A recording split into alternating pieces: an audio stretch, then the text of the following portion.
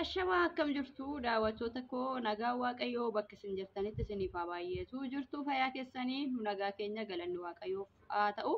Chaanala keenyaaf aaraa kan taatan subscribe gochuun maatii keenyatti dabalama. Viidiyoo keenya immoo laayik gochuu hin dagatinaa jecha.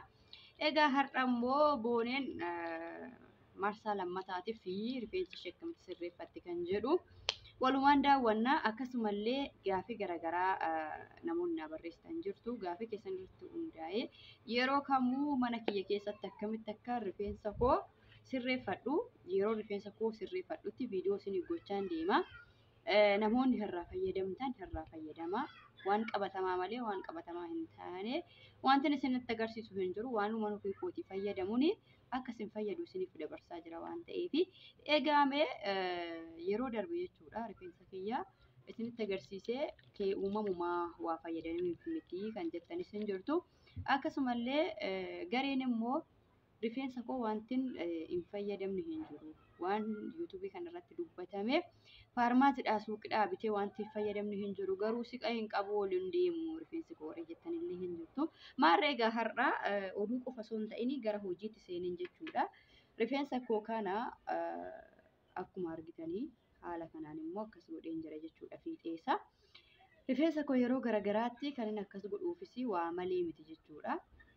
Nan diindine jechuudha akka nama wadaroo micciirutti rifeensa koo kana yeroo baay'ee akkasitti micciira sababii maaliif akkas goota rifeensa kee jechuun hin oolu sababii malee akkas hin godhu jechuudha viidiyoo yeroo garagaraatti kan isin hojjedhu waa'ee rifeensaa akka isin irraa fayyadamtaniif malee akka isin miidhamtan miti jechuudha hordoftoota kiyya har'a immoo as keessa kan jiru qodaa kana yeroo darbee bitadhaa isiniin jedheera namoonni biyya arabaa jirtan kamiyyuu argachuu hin dandeessu.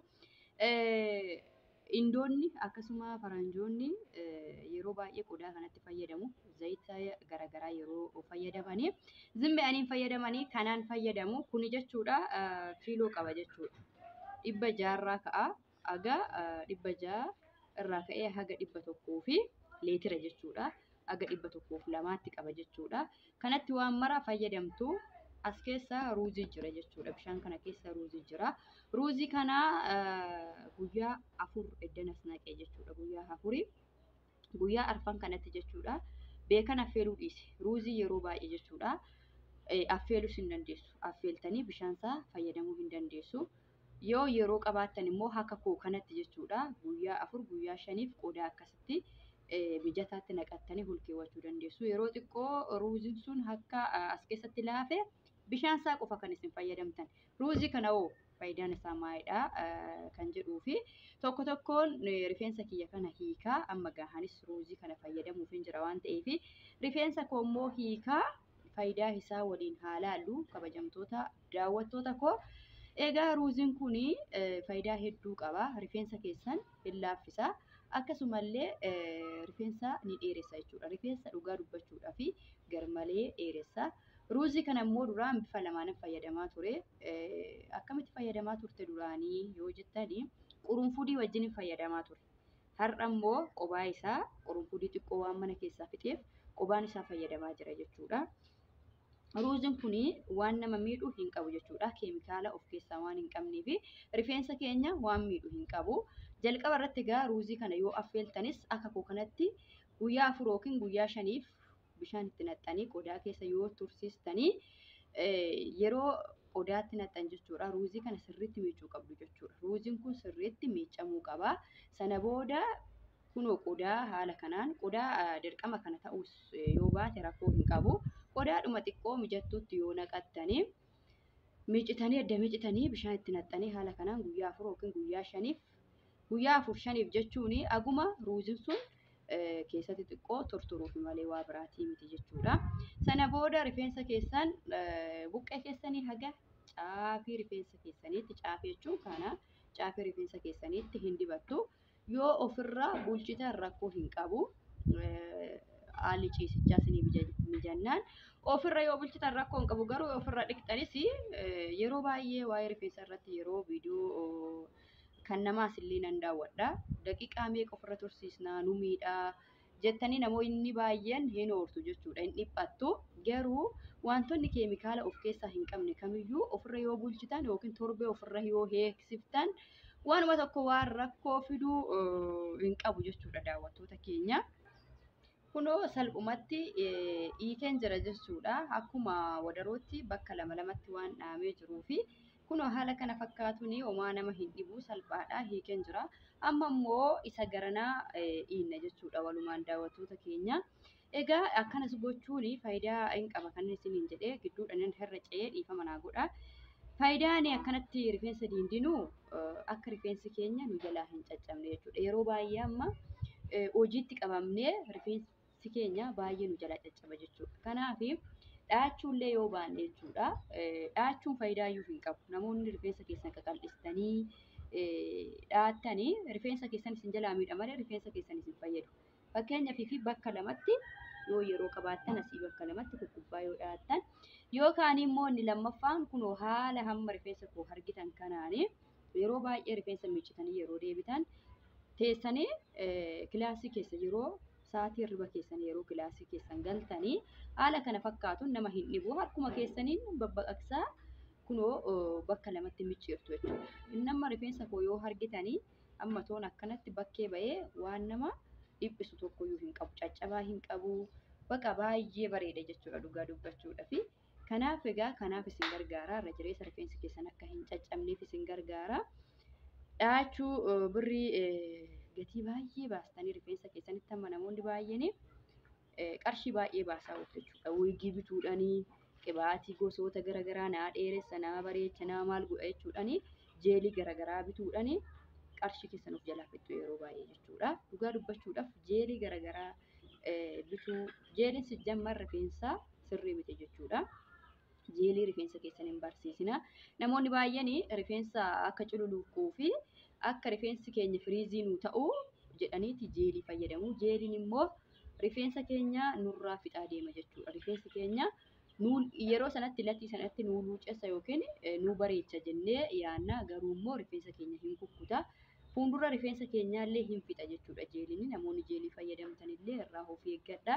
Akkasuma namoonni qalamii garaagaraa bareedumaaf jecha rifeensa qalamii garaagaraa dibattanii rifeensa keessan of jalaa balleessitanii rifeensa uumamaan waan isinii kenne rifeensa gurraacha waan ta'eef rifeensa gurraacha of jalaa balleessitanii qalamiidhaan of jalaa hin balleessinaa jechuudha. Dhumarra maal ta'a yeroo malee aarrii isinitti fiduu danda'a inni jechuudha. Qalamiin garaagaraa dibduu fiixee isaa fa'aa dibduu akkasumallee fuuldura kanaan namoonni baay'een murtanii qalamii dibdu jechuudha. Yeroo baay'ee nan arga waan akkanaa.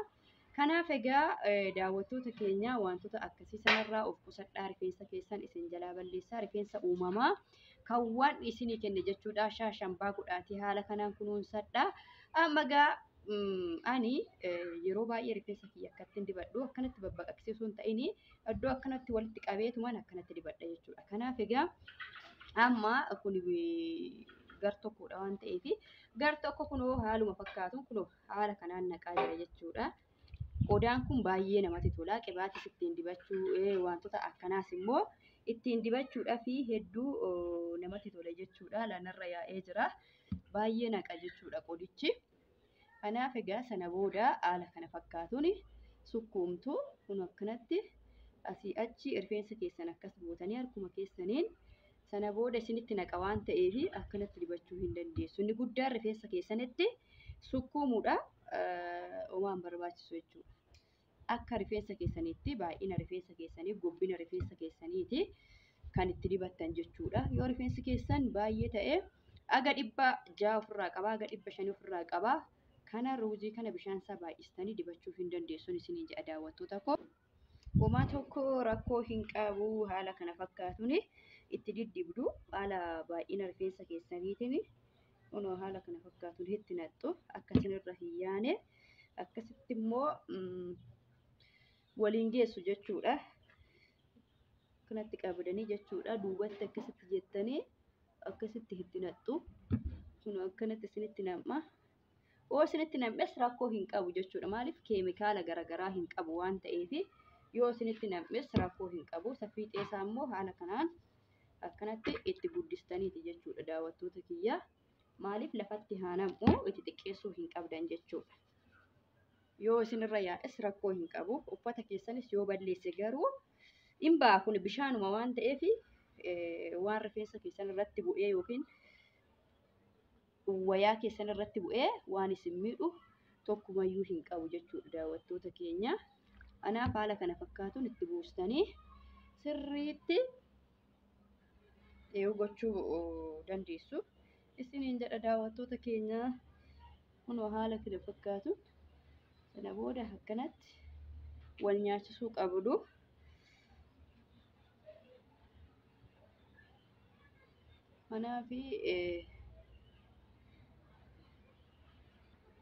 Kanaaf egaa daawwattoota keenya haala kana fakkaatu rifeensa keessan faafaa godhaa isiniin jedha. Hamma ergan akkatti dibadhee anamma sa'aatiin itti dibadhee sa'aatii naannoo galgala waan ta'eef ofumarra yoon tursiises homaa rakkoo tokko hin qabu waan ta'eef ofumarran tursiisa. Yoon yeroon naa mijate nan dhiqadha, yeroon naa mijachuu baatna yoon bules homaa rakkoo hin qabu jechuudha. Waan rakkisaa fidu miti. Torbee tokkollee isinii mijate ofirra teessifna. Waan rakkoo miti garuu namatti hin tolu yoo ofirra bulchanii isa jedhamu malee rakkoon tokko hin jiru. Keessaa coccobaa hin jiru. Garuu amma xiqqoo shaashii itti hidhachuu nan danda'a. Kunoo haala kana fakkaatuun daawwattoota kiyya. Haala kana fakkaatuun jira rifeensi kiyya. Kanaaf haala kana fakkaatuun dibadhaa itti fayyadamaa. Gaafii yoo jiraate immoo na gaafadhaa. Kunoo kan ishii kanatti galchee jira jechuudha.